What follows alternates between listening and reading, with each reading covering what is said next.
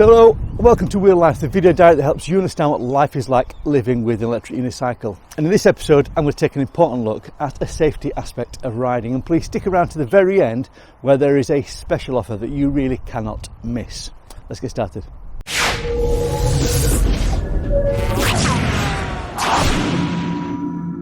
Now, we all know that taking care of our safety is really important, and that's why we all wear so much body armour and protection. It looks like we could be auditioning for the lead role in the next remake of RoboCop. And wheels, they're pretty good too. They've all got headlamps so bright you can see them from space, and battery power sensors and tilt back to prevent you falling like felled trees if it should run out of power. So it feels as though we're pretty safe. But what about those people around us? How do pedestrians feel? Maybe you've experienced situations like this.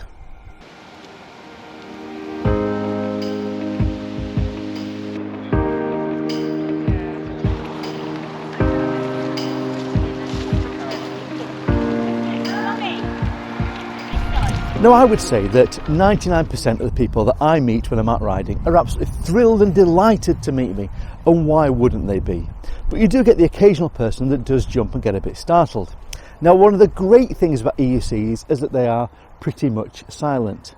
One of the worst things about EUCs is that they are pretty much silent. Now, I absolutely love it when we're ripping along and the wind is zipping through your helmet. All you can hear is the sound of dirt and gravel being spat out behind you.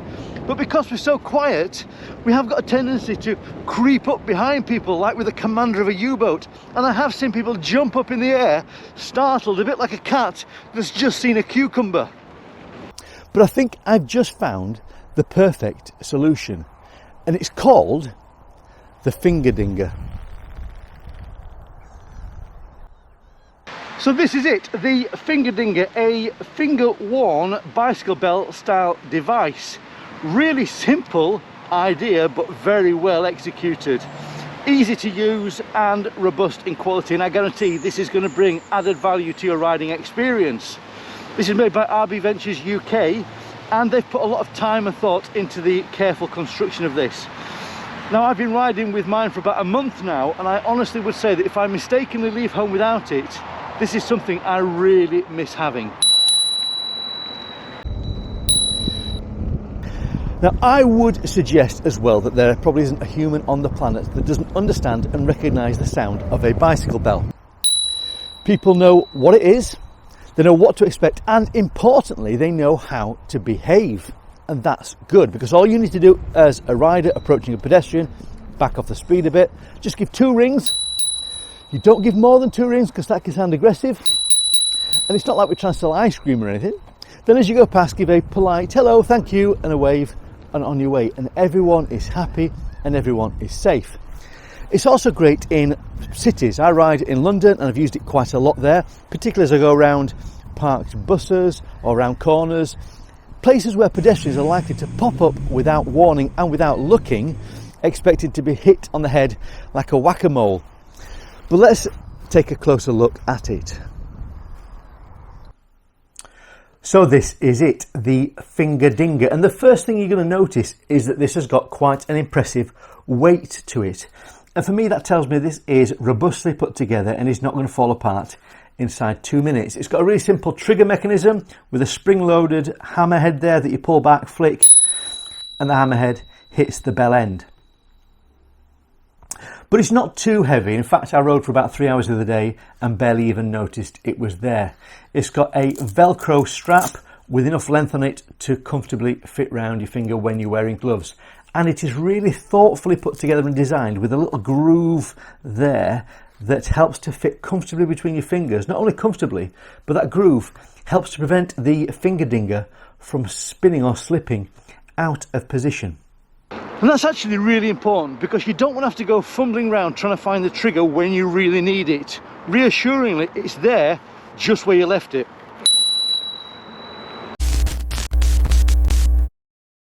I'm just going to take a break from the Fingerdinger for a second to tell you about something new. Now, if you like content like this, then you might be interested to know I've just started a new weekly podcast with my good friend Mr. Ian Sampson from Speedy Feet. So we've got episodes coming out every week on a Thursday at lunchtime on Spotify and iTunes and everywhere you can get your podcast content. So see the details here. Please give us a visit and enjoy Ian and John's Unipod. But for now, let's get back to the Fingerdinger. And it isn't overly big either. I mean, it's not like you're riding around wearing Paris Hilton's engagement ring or something you've stolen off the desk at the hotel reception. But it is going to stop you being able to root around for change in your pockets, particularly if you wear skinny jeans. And I guess there's also other things out there that will do a similar job. So for example, the EUC World app has got a great extension for the smartwatch. So all you do is you tap your screen of your watch and that will make a sound on your wheel, alerting people to your presence. The problem with that is you've got to spend £250 on a smartwatch. And I suppose you could use your phone.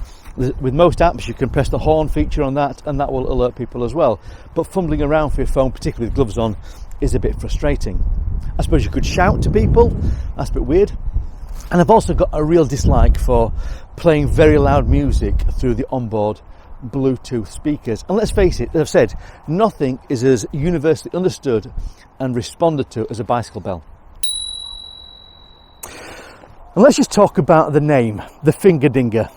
Unusual one. I've decided just to approach a member of the public and ask them what they think about the name, the Fingerdinger. Hello. Excuse me, could I interest you in a Fingerdinger?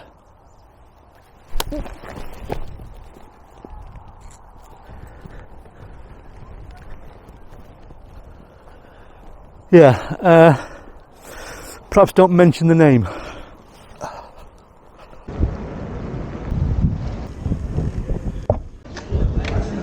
A latte.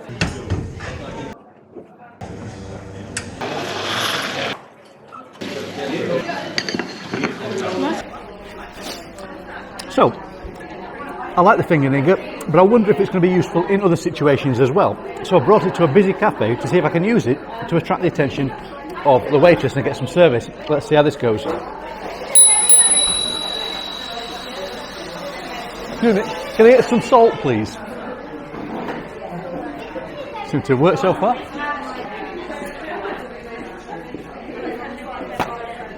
Thank you. She didn't seem very happy about that, but it worked, so I'll see if we do it again, see if it works again. So can I get some ketchup as well, please? She didn't look happy with that. Thank you. Thank you. Get it served with less attitude, please. Right, well, so there you have it. The Fingerdinger is great for getting the waitress attention. I'll try it one more time, see if I get one more time. Excuse me, can I get some water, please? Thank you. I think I might be pushing my luck a bit here, but there we go. Thank you.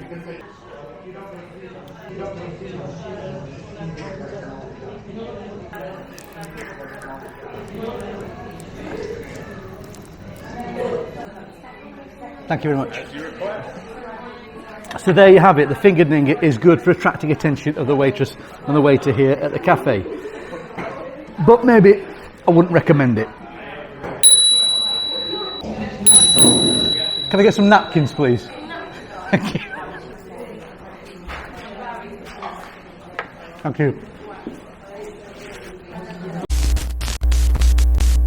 So there you have it, the Fingerdinger. In my opinion, this is a fantastic bit of equipment that will improve and enhance your riding experience. But here is the really cool bit. Now, I've spoken to the guys at RB Ventures UK and they've kindly agreed if you purchase one of these using the link in the description below, then they will donate 15% of the purchase price directly to McMillan Cancer Support. Now, sadly, 50% of us will be impacted by cancer at some point in our lives. So every penny that goes to providing either treatments, cures or support to those who are impacted by cancer is money well spent. So get your kids to buy one of these for Christmas. Fantastic stocking filler. Just go out and buy one because it's a great product, but you'll also be helping people who are impacted by cancer. So thank you for watching. I hope you've enjoyed it. If you have, then please do smash that like button, hit the subscribe and the bell for notifications. Please join myself and Ian Sampson on Ian and John's Unipod every Thursday. And whatever happens, I'll see you next time on Wheel Life. Thanks.